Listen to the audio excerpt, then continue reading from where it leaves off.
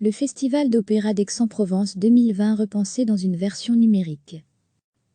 Suite aux mesures sanitaires prises dans la lutte contre le coronavirus, le Festival d'Aix-en-Provence, dans le sud-est de la France, l'une des plus prestigieuses manifestations d'opéra dans le monde, a dû être annulé dans sa version initiale. Mais le festival a été réorganisé en une version numérique, avec 10 récitals de stars du lyrique filmés à huis clos puis streamés gratuitement.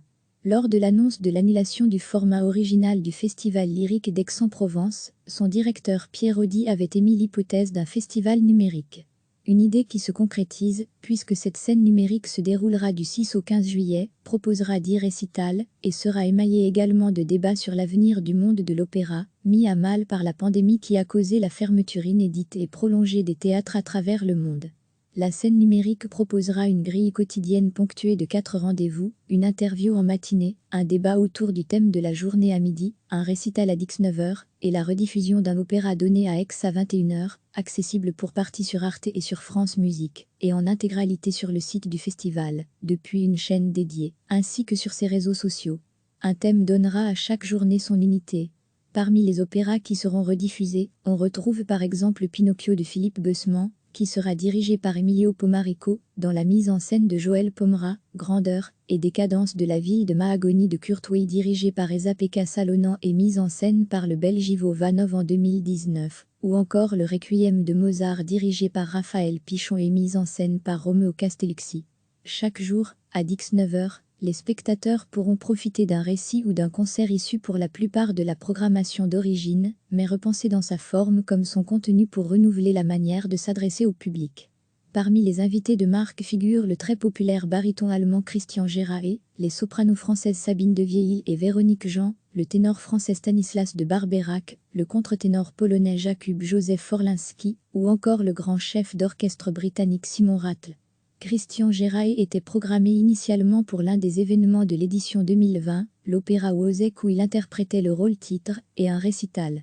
Pour l'édition numérique, il chantera des morceaux de Franz Schubert et d'Alban Berg. Quant à Simon Rattle, qui devait diriger l'Orchestre symphonique de Londres, LSO, dans Wozzeck, en plus d'un récital et d'une parade musicale sur le cours Mirabeau, il accompagnera au piano la mezzo-soprano Magdalena Kozna. Les récitals seront enregistrés à huis clos, dans des lieux emblématiques du festival, comme le théâtre de l'Archevêché ou l'hôtel Magnier d'Oppède. Ils seront diffusés sur Arte Concert, France Musique et la chaîne du festival. À midi, des débats permettront aux principales figures de cette édition, autour de Pierre Audy, Sir Simon Rattle, Keja Sahar-Yao, Susanna Malki, Thomas Engelbrock, Simon Stone, Barry Kosky, Amama Alouf, Simon Gburnet, Cathy Mitchell ou Leonardo Garcia Alarcón, d'échanger sur les conditions d'exercice de leur activité et sur la création artistique en général, dans le contexte si particulier que nous traversons aujourd'hui. Une journée sera consacrée à la compositrice Keja Sahar-Yao, qui devait présenter à Aix cette année en création mondiale l'opéra Innocence. Le Festival d'Aix-en-Provence n'est pas le seul festival de musique classique à proposer une version 2.0 suite à l'annulation de son édition physique. Le festival MUSIQ3 de Bruxelles, qui inaugure généralement la saison d'été des festivals, organise un week-end spécial en radio et en télévision. Retrouvez tout le programme du plus rock des festivals classiques sur le site du festival MUSIQ3. Suite aux mesures sanitaires prises dans la lutte contre le coronavirus, le Festival d'Aix-en-Provence, dans le sud-est de la France, l'une des plus prestigieuses manifestations d'opéra dans le monde, a dû être annulé dans sa version initiale. Mais le festival a été réorganisé en une version numérique, avec 10 récitals de stars du lyrique filmés à huis clos puis streamés gratuitement. Lors de l'annonce de l'annulation du format original du Festival lyrique d'Aix-en-Provence, son directeur Pierre Audy avait émis l'hypothèse d'un festival numérique. Une idée qui se concrétise, puisque cette scène numérique se déroulera du 6 au 15 juillet, proposera 10 récitals, et sera émaillée également de débats sur l'avenir du monde de l'opéra, mis à mal par la pandémie qui a causé la fermeture inédite et prolongée des théâtres à travers le monde. La scène numérique proposera une grille quotidienne ponctuée de 4 rendez-vous, une interview en matinée, un débat autour du thème de la journée à midi, un récital à 19h, et la rediffusion d'un opéra donné à Aix à 21h, accessible pour partie sur Arte et sur France Musique, et en intégralité sur le site du festival, depuis une chaîne dédiée, ainsi que sur ses réseaux sociaux. Un thème donnera à chaque journée son unité.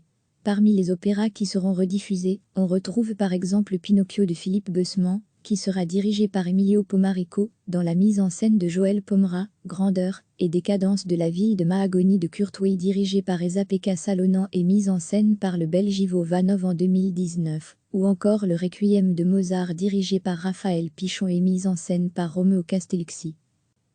Chaque jour, à 19h, les spectateurs pourront profiter d'un récit ou d'un concert issu pour la plupart de la programmation d'origine, mais repensé dans sa forme comme son contenu pour renouveler la manière de s'adresser au public.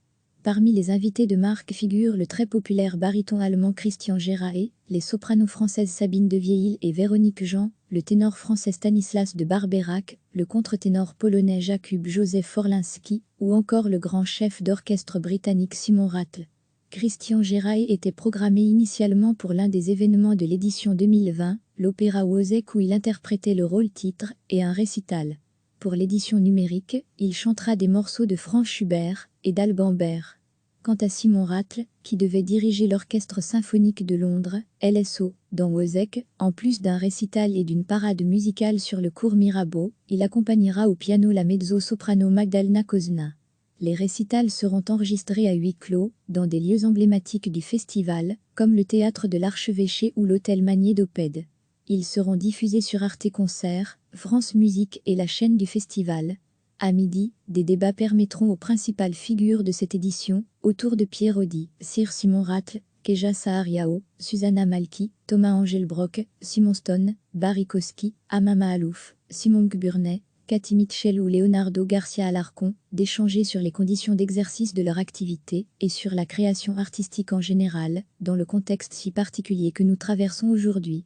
Une journée sera consacrée à la compositrice Keja Sahar-Yao, qui devait présenter à Aix cette année en création mondiale l'opéra Innocence. Le Festival d'Aix-en-Provence n'est pas le seul festival de musique classique à proposer une version 2.0 suite à l'annulation de son édition physique. Le festival MUSIQ3 de Bruxelles, qui inaugure généralement la saison d'été des festivals, organise un week-end spécial en radio et en télévision. Retrouvez tout le programme du plus rock des festivals classiques sur le site du festival MUSIQ3. Cliquez sur s'abonner pour recevoir les dernières nouvelles.